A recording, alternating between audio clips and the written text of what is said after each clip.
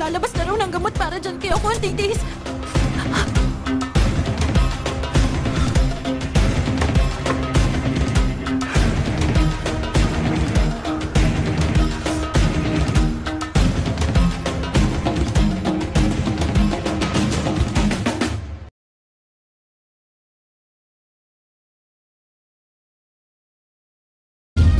Rider, nabangga at nagulungan ng dump truck sa Kabakan, Cotabato. Patay agad ang biktima. Ang buong detalye kaugnay niyan, abangan. Magandang gabi, Pilipinas, sa Frontline Tonight. Pagbabalik ng No Contact Apprehension Policy or NCAP nagsimula na. Pinag-aanda na rin ng rehabilitasyon sa EDSA. Alamin ang mga gagawin para iwas hassle sa biyahe.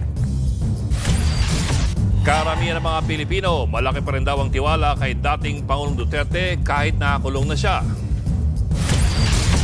Mga nambugbog sa anak at pamangkin ni Senator Jinggoy Estrada sa Boracay arestado. Barangay Tanod na pinilit magbakasyon ng walang sweldo na maril sa Barangay Hall sa Dasmariñas, Cavite. Sa Zamboanga City naman, kaanak na nanalong kongresista pinagbabarel patay. Barkong nagatid ng mga musikero na magka-concert sa may Pag-asa Island naglayag na. Kahalagang artificial intelligence tinalakay ni Pangulong Bongbong Marcos sa ASEAN Summit. At boy band na 98 Degrees gusto raw makakolab ang P-Pop Kings na SB19.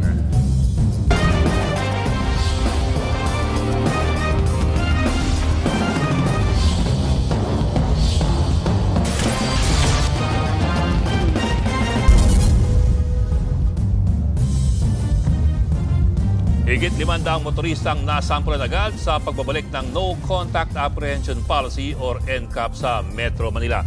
Bagay po yan ang paghahanda para sa napipintong rehabilitasyon ng EDSA.